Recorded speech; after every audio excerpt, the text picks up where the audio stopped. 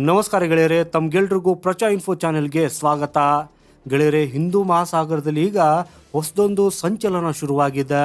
ಒಂದು ಕಡೆ ಚೀನಾ ತನ್ನ ನೌಕಾಪಡೆಯನ್ನು ವಿಸ್ತರಿಸುತ್ತಾ ಹಿಂದೂ ಮಹಾಸಾಗರದಲ್ಲಿ ತನ್ನ ಪ್ರಾಬಲ್ಯ ಸಾಧಿಸುವುದಕ್ಕಾಗಿ ಪ್ರಯತ್ನಿಸುತ್ತಿದ್ರೆ, ಇನ್ನೊಂದು ಕಡೆ ಪಾಕಿಸ್ತಾನದ ಕುತಂತ್ರಗಳು ಜೊತೆಗೆ ಕೆಂಪು ಸಮುದ್ರದಲ್ಲಿ ನಡೆಯುತ್ತಿರುವ ಹಡಗುಗಳ ಮೇಲಿನ ದಾಳಿಗಳು, ಈ ಎಲ್ಲ ಬೆಳವಣಿಗೆಗಳನ್ನು ಗಮನಿಸಿದರೆ ಇಂದಿನ ದಿನಗಳಲ್ಲಿ ಯಾವುದೇ ದೇಶ ಸುರಕ್ಷಿತವಾಗಿರಬೇಕು ಅಂದರೆ ಆ ದೇಶದ ನೌಕಾಪಡೆ ಅಥವಾ ನೇವಿ ಅತ್ಯಂತ ಬಲಿಷ್ಠವಾಗಿರಬೇಕು.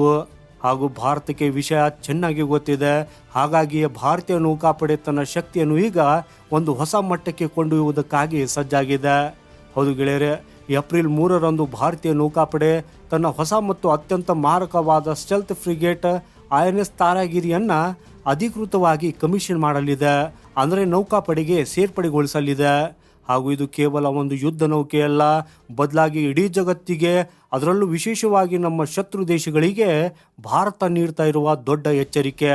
ಗೆಳೆಯರೆ, ಸಮುದ್ರದ ಮೇಲೆ ಭಾರತದ ಶಕ್ತಿ ಎಷ್ಟಿದೆ ಅನ್ನೋದರ ನೇರ ಉದಾಹರಣೆ ಈ INS ತಾರಾಗಿರಿ. ಸೊ ಬನ್ನಿ, ಇವತ್ತಿನ ಈ ವಿಡಿಯೋದಲ್ಲಿ ಈ ಹಡಗಿನ ತಾಕತ್ತು ಎಂಥದ್ದು, ಇದು ಶತ್ರುಗಳ ನಿದ್ದೆ ಹೇಗೆ ಕದಿಯಲಿದೆ ಅನ್ನೋದನ್ನು ಡೀಟೇಲ್ ಆಗಿ ತಿಳಿದುಕೊಳ್ಳೋಣ. ಅದಕ್ಕಾಗಿ ಇಂಟ್ರೆಸ್ಟಿಂಗ್ ವಿಡಿಯೋವನ್ನು ಕೊನೆವರೆಗೂ ನೋಡಿ. ಹಾಗೂ ಭಾರತದ ಈ ಬೆಳವಣಿಗೆಗಾಗಿ ವಿಡಿಯೋನ ಲೈಕ್ ಮಾಡುತ್ತಾ ಕಮೆಂಟಲ್ಲಿ ಜೈ ಹಿಂದ್ ಅಂತ ಬರೆಯೋದನ್ನು ಮರೆಯದಿರಿ. ಸೊ ಗೆಳೆಯರೆ, ಇಂಡಿಯನ್ ನೇವಿಯ ಈ ಅತ್ಯಾಧುನಿಕ ಯುದ್ಧ ನೌಕೆಯನ್ನು ಮುಂಬೈನ Mazagon dock ship builders limited ನಿರ್ಮಾಣ ಮಾಡಿದೆ.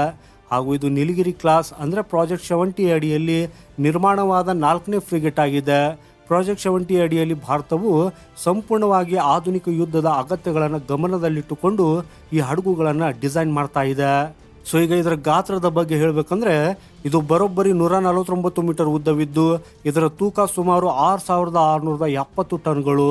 ಇಷ್ಟು ಬೃಹತ್ ಗಾತ್ರದ ಹಡಗು ಇದಾಗಿದ್ರೂ ಇದರ ಅತಿ ದೊಡ್ಡ ಪ್ಲಸ್ ಪಾಯಿಂಟ್ ಅಂದರೆ ಇದರಲ್ಲಿ ಬಳಸಲಾಗಿರುವ ಸ್ಟೆಲ್ತ್ ಟೆಕ್ನಾಲಜಿ. ಸ್ಟೆಲ್ತ್ ಅಂದರೆ ಶತ್ರುಗಳ ಕಣ್ಣಿಗೆ, ಅಂದರೆ ಅವರ ರೆಡಾರ್ಗಳಿಗೆ ಸಿಕ್ಕಿ ಬೀಳದೆ ತಪ್ಪಿಸಿಕೊಳ್ಳುವ ತಂತ್ರಜ್ಞಾನ. ಹಾಗೂ ಈ ಹಡಗಿನ ಡಿಸೈನನ್ನು ಎಷ್ಟೊಂದು ಅದ್ಭುತವಾಗಿ ಮಾಡಲಾಗಿದೆ ಅಂದರೆ, ಶತ್ರುಗಳ ರೆಡಾರ್ಗೆ ಇದೊಂದು ದೊಡ್ಡ ಯುದ್ಧ ನೌಕೆಯಂತೆ ಕಾಣುವುದಿಲ್ಲ, ಬದಲಾಗಿ ಯಾವುದೋ ಸಣ್ಣ ಮೀನುಗಾರಿಕಾ ದೋಣಿಯಂತೆ ಭ್ರಮೆ ಹುಟ್ಟಿಸುತ್ತದೆ. ಹಾಗೂ ಇಂದಿನ ಆಧುನಿಕ ಯುದ್ಧಗಳಲ್ಲಿ ತಂತ್ರಜ್ಞಾನವೇ ಅಂತಿಮ ನಿರ್ಧಾರವಾಗಿರ್ತದೆ.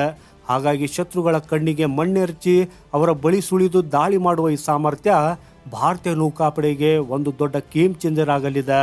ಸೊ ಈಗ ಬರೋಣ ಈ ಹಡಗಿನ ಅಸಲಿಯ ಶಕ್ತಿಯ ಕಡೆಗೆ. ಗೆಳೆಯರೆ, ಯಾವುದೇ ಯುದ್ಧ ನೌಕೆಯ ಶಕ್ತಿ ಅಡಗಿರುವುದು ಅದರ ಆಯುಧಗಳಲ್ಲಿ. ಹಾಗೂ INS ತಾರಾಗಿರಿಯನ್ನು ಒಂದು ಭೀಕರ ಅಸ್ತ್ರವನ್ನಾಗಿ ಮಾಡುವುದು ಇದರಲ್ಲಿ ಅಳವಡಿಸಲಾಗಿರುವ ಮಿಸೈಲ್ಗಳು. ಮೊದಲನೇದಾಗಿ ಇದರಲ್ಲಿ ಪ್ರಬಲವಾದ ಬ್ರಹ್ಮೋಸ್ ಸೂಪರ್ಸಾನಿಕ್ ಕ್ರೂಸ್ ಮಿಸೈಲ್ಗಳನ್ನು ಅಳವಡಿಸಲಾಗಿದೆ. ಹಾಗೂ ನಿಮ್ಗೆಲ್ರಿಗೂ ಗೊತ್ತಿರುವ ಹಾಗೆ ಬ್ರಹ್ಮೋಸ್ ಜಗತ್ತಿನ ಅತ್ಯಂತ ವೇಗದ ಮತ್ತು ಅಪಾಯಕಾರಿ ಮಿಸೈಲ್ಗಳಲ್ಲಿ ಒಂದಾಗಿದೆ. ಸೊ ಈ ಫ್ರಿಗೇಟ್ನಿಂದ ಉಡಾವಣೆಯಾಗುವ ಬ್ರಹ್ಮೋಸ್ 106 ಕಿಲೋಮೀಟರ್ ದೂರದಲ್ಲಿರುವ ಶತ್ರುಗಳ ಹಡಗುಗಳನ್ನು ಅಥವಾ ಭೂಮಿಯ ಮೇಲಿನ ಟಾರ್ಗೆಟ್ಗಳನ್ನು ಕರಾರುವಕ್ಕಾಗಿ ಧ್ವಂಸ ಮಾಡಬಲ್ಲದು. ಹಾಗೂ ಇನ್ನು ಶತ್ರುಗಳು ಆಕಾಶದಿಂದ ದಾಳಿ ಮಾಡಿದರೆ ಗೆಳೆಯರೆ, ಅದಕ್ಕೂ ಇದರಲ್ಲಿ ಬ್ರಹ್ಮಾಸ್ತ್ರವಿದೆ. ಹಾಗೂ ಅದೇ ಬರಾಕೆಟ್, ಸರ್ಫೇಸ್ ಟು ಏರ್ ಮಿಸೈಲ್ ಮತ್ತು ಏರ್ ಡಿಫೆನ್ಸ್ ಸಿಸ್ಟಮ್. ಶತ್ರುಗಳ ಫೈಟರ್ ಜೆಟ್ಗಳು, ಮಿಸೈಲ್ಗಳು ಅಥವಾ ಇತ್ತೀಚಿನ ದಿನಗಳಲ್ಲಿ ಅತಿ ಹೆಚ್ಚು ಬಳಕೆಯಾಗುತ್ತಿರುವ ಡ್ರೋನ್ಗಳು ಹಾರಿ ಬಂದರೆ ಈ ಬರಾಕೆಟ್ ಮಿಸೈಲ್ ಸಿಸ್ಟಮ್ ಅವುಗಳನ್ನು ಆಕಾಶದಲ್ಲಿಯೇ ಹೊಡೆದುಳಿಸುತ್ತದೆ. ಹಾಗೂ ಇದು ಹಡಗಿನ ಸುತ್ತ ಒಂದು ಅದೃಶ್ಯ ರಕ್ಷಣಾ ಕವಚವನ್ನು ನಿರ್ಮಿಸುತ್ತದೆ. ಗೆಳೆಯರೆ, ಕೇವಲ ಗಾಳಿ ಮತ್ತು ನೀರಿನ ಮೇಲ್ಮೈ ಅಷ್ಟೇ ಅಲ್ಲ, ಸಮುದ್ರದ ಆಳದಲ್ಲಿ ಅಡಗಿರುವ ಶತ್ರುಗಳಿಗೂ ಈ INS ತಾರಾಗಿರಿ ಒಂದು ಸಿಂಹ ಸ್ವಪ್ನ. ಸಮುದ್ರದೊಳಗೆ ಕದ್ದು ಬರುವ ಶತ್ರುಗಳ ಸಬ್ಮರೀನ್ಸ್ಗಳನ್ನು ಭೇಟಿಯಾಡುವುದಕ್ಕಾಗಿ ಇದು ನುರಿತ ಬೇಟೆಗಾರನಂತೆ ಕೆಲಸ ಮಾಡ್ತದೆ. ಹಾಗೂ ಇದರಲ್ಲಿರುವ ಹುಮ್ಸಾ NG ಸೋನಾರ್ ಸಿಸ್ಟಮ್ ನೀರಿನ ಆಳದಲ್ಲಿರುವ ಶತ್ರು ಸಬ್ಮರೀನ್ಗಳನ್ನು ಸುಲಭವಾಗಿ ಪತ್ತೆ ಹಚ್ಚುತ್ತದೆ.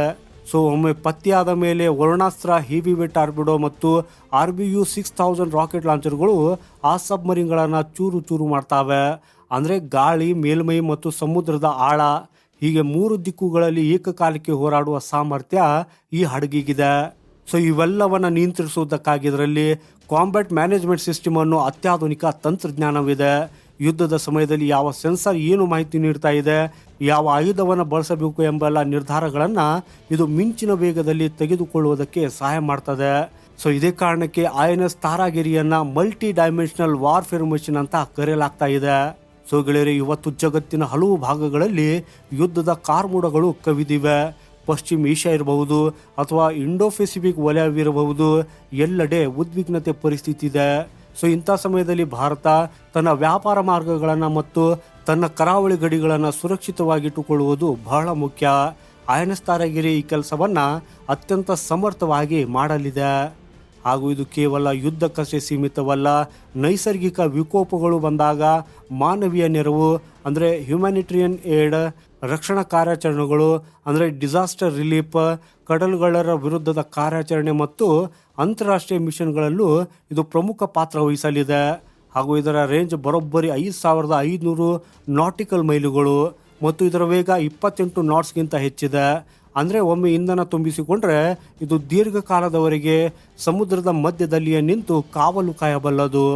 ಗೆಳೆಯರೆ, ಎಲ್ಲಕ್ಕಿಂತ ಹೆಮ್ಮೆಯ ವಿಷಯ ಅಂದರೆ ಈ ಹಡಗಿನಲ್ಲಿ 75%ಕ್ಕಿಂತ ಹೆಚ್ಚು ಸ್ವದೇಶಿ ತಂತ್ರಜ್ಞಾನ ಮತ್ತು ಬಿಡಿ ಭಾಗಗಳನ್ನು ಬಳಸಲಾಗಿದೆ. ಹಾಗೂ ನಮ್ಮ ಭಾರತದ MSMEಗಳು ಮತ್ತು ಕೈಗಾರಿಕೆಗಳು ಇದನ್ನು ನಿರ್ಮಿಸುವಲ್ಲಿ ಶ್ರಮಿಸಿವೆ. ಸೊ ಇದು ಭಾರತದ ಆತ್ಮನಿರ್ಭರ ಭಾರತ ಮತ್ತು ರಕ್ಷಣಾ ಕ್ಷೇತ್ರದ ಸ್ವಾವಲಂಬನೆಗೆ ಸಿಕ್ಕ ಬಹುದೊಡ್ಡ ಗೆಲುವು. ಗೆಳೆಯರಿ, ಏಪ್ರಿಲ್ 3ರಂದು ನಮ್ಮ ರಕ್ಷಣಾ ಸಚಿವರಾದ ಶ್ರೀ ರಾಜನಾಥ್ ಸಿಂಗ್ ಅವರು ಈ ಯುದ್ಧ ನೌಕೆಯನ್ನು ಅಧಿಕೃತವಾಗಿ ನೌಕಾಪಡೆಗೆ ಸಮರ್ಪಿಸಲಿದ್ದಾರೆ. ಹಾಗೂ ಇದು ಕೇವಲ ಒಂದು ಉದ್ಘಾಟನಾ ಸಮಾರಂಭವಾಗಿರುವುದಿಲ್ಲ, ಬದಲಾಗಿದ್ದು ಸಮುದ್ರದ ಮೇಲೆ ಭಾರತದ ಹೊಸ ಸಾಮ್ರಾಜ್ಯದ ಹೊಸ ಪ್ರಾಬಲ್ಯದ ಆರಂಭವಾಗಿರ್ತದೆ. ಸೊ ಈಗ ಸಮುದ್ರದ ಆಗಾಧ ಆಳದಿಂದ ಹಿಡಿದು ಅನಂತ ಆಕಾಶದವರೆಗೆ ಭಾರತದತ್ತ ಕಣ್ಣೆತ್ತಿ ನೋಡುವ ಪ್ರತಿಯೊಬ್ಬ ಶತ್ರುವಿಗೂ ತಕ್ಕ ಪಾಠ ಕಲಿಸುವುದಕ್ಕಾಗಿ ನಮ್ಮ INS ತಾರಾಗಿರಿ ಈಗ ಸಿದ್ಧವಾಗಿದೆ. ಸೊ ಗೆಳೆಯರೆ, ಭಾರತೀಯ ನೌಕಾಪಡೆಯ ಈ ಹೊಸ ಮತ್ತು ಬಲಿಷ್ಠವಾದ ಯುದ್ಧ ನೌಕೆಯ ಬಗ್ಗೆ ನಿಮ್ಮ ಅಭಿಪ್ರಾಯವೇನು? ಭಾರತದ ಡಿಫೆನ್ಸ್ ಸಿಸ್ಟಮ್ ದಿನೇ ದಿನೇ ಸ್ಟ್ರಾಂಗ್ ಆಗ್ತಿರುವುದರ ಬಗ್ಗೆ ನೀವು ಏನಂತೀರಾ? ದಯವಿಟ್ಟು ನಿಮ್ಮ ಅನಿಸಿಕೆಗಳನ್ನು ಕಮೆಂಟ್ ಬಾಕ್ಸ್ನಲ್ಲಿ ನಮಗೆ ತಪ್ಪದೆ ತಿಳಿಸಿ. ಈ ಮಾಹಿತಿ ನಿಮಗೆ ಇಷ್ಟವಾದರೆ ವಿಡಿಯೋನ ಲೈಕ್ ಮಾಡಿ, ನಿಮ್ಮ ಸ್ನೇಹಿತರೊಂದಿಗೆ ಶೇರ್ ಮಾಡಿ ಮತ್ತು ನಮ್ಮ ಪ್ರಚಾ ಇನ್ಫೋ ಚಾನೆಲ್ಗೆ ಸಬ್ಸ್ಕ್ರೈಬ್ ಮಾಡೋದನ್ನು ಮರೆಯದಿರಿ. ಸಿಗೋಣ ಮುಂದಿನ ಮತ್ತೊಂದು ಇಂಟ್ರೆಸ್ಟಿಂಗ್ ಮಾಹಿತಿಯೊಂದಿಗೆ. ವಂದೇ ಮಾತರಂ. ಭಾರತ್ ಮಾತಾ ಕಿ ಜೈ.